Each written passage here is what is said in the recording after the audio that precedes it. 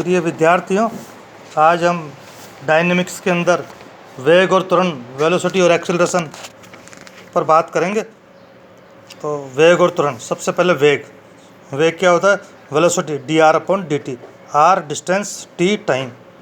और इस वेग को v से लिखा जाता है, v से, और r डॉट भी लिख सकते हैं अपन। r डॉट का मतलब, ऊपर डॉट का मतलब एक बार अवकलन, r डिस्टेंस और t टाइम। फिर इसके बाद होता है त्वरण, एक्सेलरेशन को क्या लिखते हैं अपन? d2r/dt, r का दो बार अवकलन। इसको अपन यूँ भी लिख सकते हैं dv/dt, इसको r डबल डॉट भी लिख सकते हैं।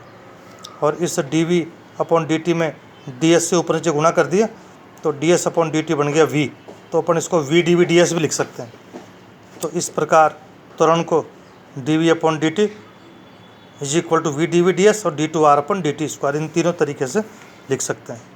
अब सबसे पहले अपन बात करेंगे रेडियल एक्सेलरेशन और transverse velocity. Radial velocity and transverse velocity, आरीय वेग और अनुप्रस्थ वेग। ये क्या होता है? आरीय वेग, ये अपन वक्र बनाए, ये एक्स एक्सिस, ये वाई एक्सिस, ये कोई बिंदु ले P, तो इसको O से मिला दिया OP।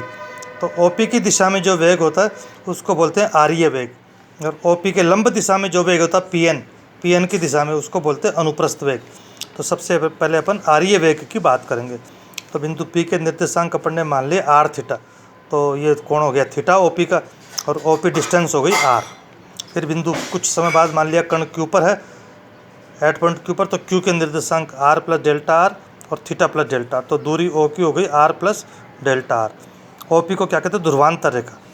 तो रेडियल वेलोसिटी एलोंग OP की दिशा में जो वेग, उसको कहते हैं आरीय वेग। इसी प्रकार ट्रांसवर्स वेलोसिटी एलोंग PN, यानी कि परपेंडिकुलर टू OP के लंब दिशा में जो वेग होता है उसको अनुप्रस्थ वेग। अब सबसे पहले रेडियल वेग की बात करें। वेलोसिटी क्या होती है? Rate of change in velocity, वेग में परिवर्तन की दर। और rate of change in distance, दूरी में परिवर्तन की दर। तो दूरी में परिवर्तन हुआ PM, पहले कण P पर था, बाद में चला गया Q पर, लेकिन OP की दिशा में जो परिवर्तन हुआ वो हुआ PM। तो PM अपॉन, और टाइम में परिवर्तन डेल्टा t, और limit delta t tends to 0।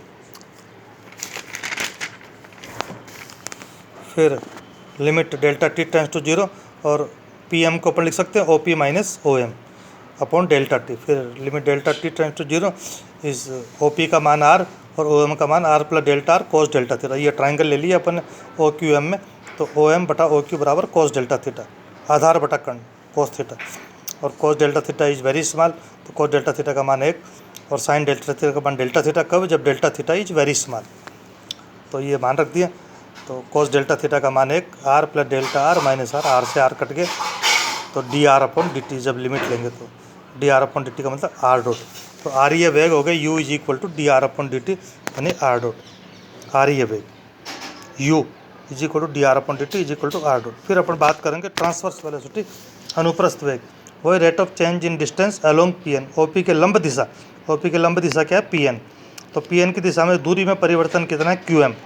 और वही त्रिभुज OQM से मान लिखेंगे, तो r plus delta r is equal to sine delta theta, और sine delta theta is very small, तो साइन डेल्टा थीटा का मान डेल्टा थीटा, और इनको अलग अलग कर दिया। ये डेल्टा r डेल्टा थीटा दोनों स्मॉल है, दो स्मॉल को गुणा करेंगे तो और भी स्मॉल, इसलिए ये हो जाएगा 0, और ये रह जाएगा r dθ/dt, और dθ/dt को अपन थीटा डॉट भी लिख सकते हैं।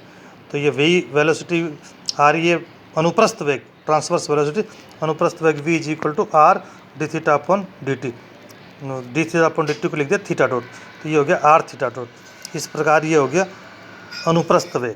तो ये आरीय और अनुप्रस्थ वेग। आरीय वेग का मतलब, आरीय वेग को कहते u dr/dt, और r डॉट। अनुप्रस्थ वेग को अपन लिखते हैं v r dθ/dt r theta dot.